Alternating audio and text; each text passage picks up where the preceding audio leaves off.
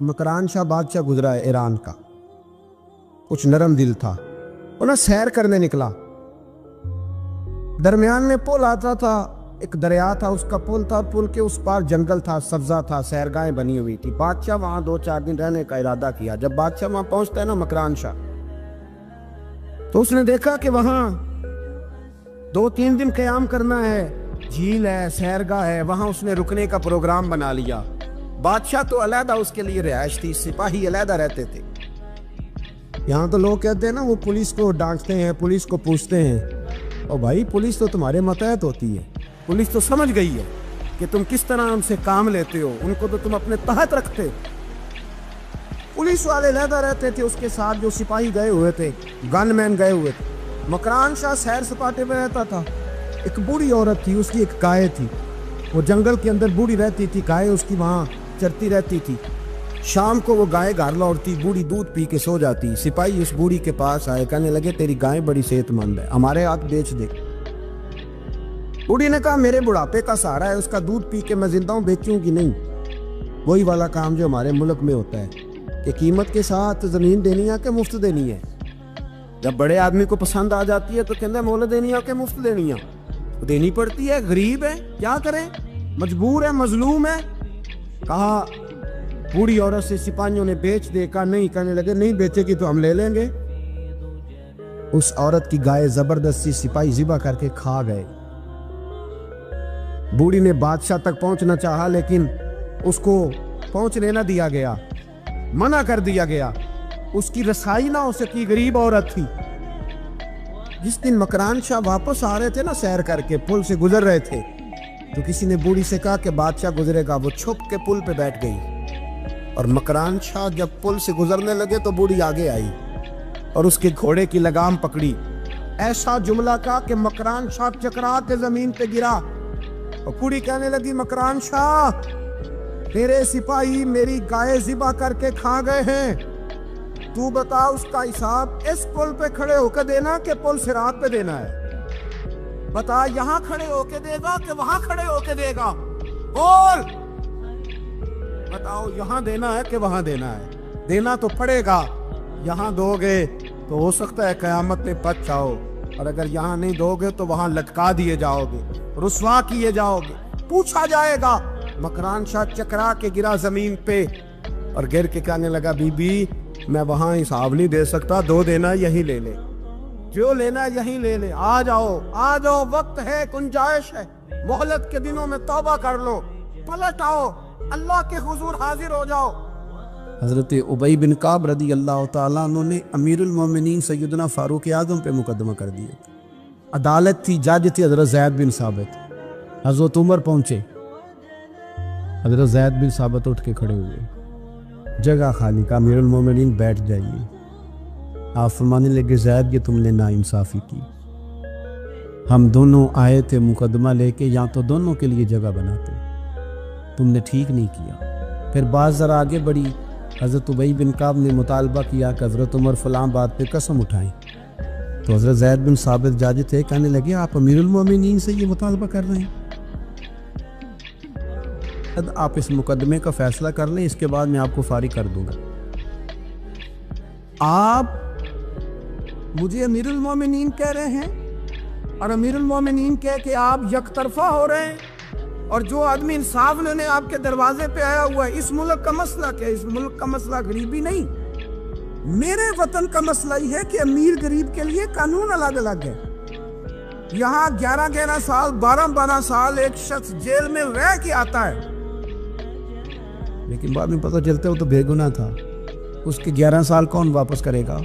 اس کے 20 سال زندگی کے جو سلاخوں کے پیچھے کٹ گئے کون واپس کرے گا؟ اور امیر آدمی وہ تو قبل از گرفتاری ضمانت کرا لیتا ہے، ان کے پاس تو بڑے بڑے ایشو ہیں، بڑے بڑے وکیل ہیں، بڑے بڑے ڈاکٹروں کی ان کے پاس رپورٹیں ہیں، وہ تو سارا کچھ کر سکتے ہیں، کوئی ہے ہی نہیں ان کو روکنے والا۔ میرے عزیزو آپ سمجھے میری بات کو، حضرت عمر فاروق فرمانے لگے یہ فیصلہ کر لیں، اس لیے کہ حضرت عمر اگر صرف اپنا سوچتے تو نظریہ نہیں بچتا تھا۔ جناب عمر رضی اللہ تعالیٰ عنہ نے نا صرف اپنا نہیں سوچا، انہوں نے کہا کہ سچ کو فروغ دیا جائے، ذات سے نکلا جائے۔ آپ فرمانے لگے تو نا عمر کو کسی اونچی اڑان میں مبتلا نہ کر. عمر کو پتہ ہے عمر کیا ہے, اسے وہ دور یاد ہے جب وہ اونٹ چلایا کرتا. لہذا میرے لیے وہی فیصلہ کر جو فیصلہ کرنے کا طریقہ قرآن و سنت نے ہمیں عطا فرمایا ہے. آپ نکلیں ذرا ذات پات کے چنگل سے. یہ جو بت پال لیے نا, اقبال کہتے ہیں گرچہ بت ہے جماعت کی آستین نہیں. جماعتوں کے بت تو نہ بناؤ, تنظیموں کو بت تو نہ بناؤ, آپ برادری کو بت تو نہ بناؤ, آپ رنگ نسل کو بت تو نہ بناؤ. اگرچہ بت ہیں جماعت کی آستینوں میں, پر مجھے ہے حکم اعظم لا الہ الا. یہ ٹوٹ جائیں گے لا الہ الا اللہ کی ضرب.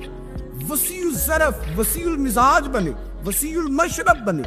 آپ کبھی بھی سوچوں کو اتنا محدود نہ کریں کہ آپ کسی ایک ابہام کا شکار ہو کے ہی ساری زندگی گزار دیں. کیا مسئلہ تھا عرب کے لوگوں کو؟ مسئلہ کیا تھا؟ صرف اتنا. ایک عجیب روایت ہمیں ملتی ہے سیرت کی کتابوں میں. میرے نبی پاک صلی اللہ تعالی علیہ وسلم نا رات کے وقت پہاڑ کی چوٹی پہ بیٹھ کے قرآن پاک کی تلاوت کرتے تھے. حضور نا رات کے وقت قرآن پاک کی تلاوت کر رہے تھے, نبی کریم تلاوت کر رہے تھے.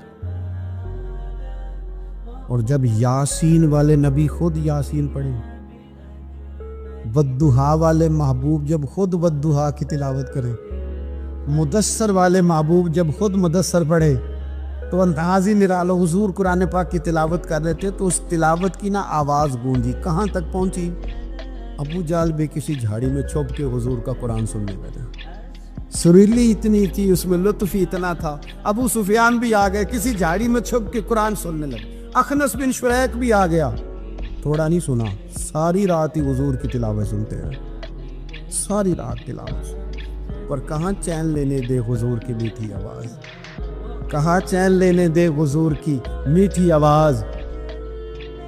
تینوں پھر اٹھ گئے. کئی دن آتے رہے. ایک دن طے ہوا کہ آج کے بعد بالکل نہیں آنا, جو آئے گا سزا ملے گی. ہو گئی بات طے. اخنس بن شریک کہتے ہیں میں سویرے ابو جہل کے گھر گیا. میں نے کہا سن, ایک دن نہیں کئی راتیں تو نے بھی سنا, میں نے بھی سنا. دل پہ ہاتھ رکھ کے بتا, وہ جو پڑھتے ہیں وہ حق سچ ہے کہ نہیں؟ کری بات کر. سنا تو نے بھی, سنا میں نے بھی, ساری رات سنا. بتا بات سچی ہے کہ نہیں؟ تو ابو جہل کہنے لگا ایک ایک حرف سچ ہے, ایک ایک بات سچی ہے. تو مانتا کیوں نہیں؟ پھر تو مانتا کیوں نہیں؟ تو جو ابو جہل نے جواب دیا, خدا را اس پہ غور کرنا, میری منت سمجھ کر اس بات پہ غور کرنا. او پھر تو مانتا کیوں نہیں؟ تو ابو جہل کہنے لگا ہمارے قبیلے کا اور بنو ہاشم کا, حضور سید عالم کے قبیلے شروع سے مقابلہ رہا ہے. انہوں نے اگر لوگوں کو کھانے کھلائے تو ہم نے بھی کھلایا, انہوں نے غریبوں کا بوجھ اٹھایا تو ہم نے بھی اٹھایا, انہوں نے اگر گھوڑا دوڑایا تو ہم نے بھی دوڑایا. پھر انہوں نے دعویٰ کر دیا کہ ہمارے اندر ایک نبی آ گیا ہے. اب ہم کیسے مان لیں اس قبیلے میں نبی آ گیا؟ پہلے کیا کہہ رہا ہے؟ بات بالکل حق ہے. اب کیا کہہ رہا ہے؟ اس کے کہنے کا مطلب یہ ہے کہ اگر میرے قبیلے میں نبی آتا تو میں مان جاتا. او خدا کے بندو, یہ برادری کا بت, قبیلے کو جو بت بنا لیا معاذ اللہ, وہ تعصب بن کے آڑ بن گیا, گروہ پرست ہو گئے. کہنے لگا اس کا مطلب یہ تھا کہ میرے قبیلے میں ہوتے تو میں مان جاتا, قبیلہ دوسرا ہے. خدا را, ان بتوں کو توڑنے کی ضرورت ہے. کاش ابو جہل یہ سمجھتا کہ یہ تو رب کی تقسیم ہے نا, واللہ یختص برحمتہ من یشاء. وہ کہتا ہے میں جس کو چاہتا ہوں اپنے فضل سے اپنا خاص بنا لیا کرتا. لیکن یہ گروہی تعصبات, قرآن مجید آپ دیکھیں نا تو یہودیوں کے بارے میں اللہ فرماتے ہیں, کیونکہ تورات میں بھی حضور کی شانیں, زبور میں بھی حضور کی شانیں, انجیل میں بھی حضور کی شانیں, ہر جگہ اللہ نے اپنے حبیب کے تذکرے کیے. رب کریم فرماتا ہے محبوب یہ جو یہودی ہیں نا, یعرفونہ کما یعرفون ابناءہم. قرآن مجید کے الفاظ پہ غور کیجئے, کہا محبوب یہ آپ کو اس طرح جانتے ہیں, اس طرح پہچانتے ہیں جس طرح کوئی اپنے بیٹے کو پہچانتا ہے. جڑواں بچے ہوں نا, جڑواں شکلیں بھی ایک جیسی ہوں تو اور کوئی پہچانے نہ پہچانے, باپ اور ماں پہچانتے ہیں کہ یہ فلانا ہے, اور یہ ان کو پتہ چلتا ہے. کہا محبوب جس طرح یہ اپنے بچوں کو پہچانتے ہیں نا, اس طرح آپ کو جانتے ہیں. لیکن وہ کہتے پتہ کیا آتے, وہ کہتے تھے کہ ہم وہ والی وحی مانیں گے جو ہم پہ آئی ہے, جو بنی اسرائیل کے نبی آئے ان کو مانیں گے. یہ چونکہ حضرت اسماعیل علیہ السلام کی اولاد میں سے ہے رسول رحمت صلی اللہ علیہ وسلم، لہٰذا نہیں مانیں. وہ جو گروہی تعصب تھا نا، قبیلے کا تعصب گروہی، وہ لے ڈوبا. وہ تورات پڑھ کے بھی، انجیل پڑھ کے بھی، بلکہ وہ لوگوں کو کہا کرتے تھے رسول آنے والے ہیں، رسول آنے والے ہیں، رسول آنے والے ہیں، لیکن حضور آ گئے حضرت ابراہیم کی اولاد میں سے، حضرت اسماعیل کی اولاد میں سے. انہوں نے کہا جی وہ تو ہمارے قبیلے میں ہوتے تو ہم مانتے. میں نے بھی غور کرنا ہے، آپ نے بھی غور کرنا ہے. یہ سوچے تو یہودیوں کی ہے کہ فلانا میرے قبیلے سے ہو تو پھر مانتا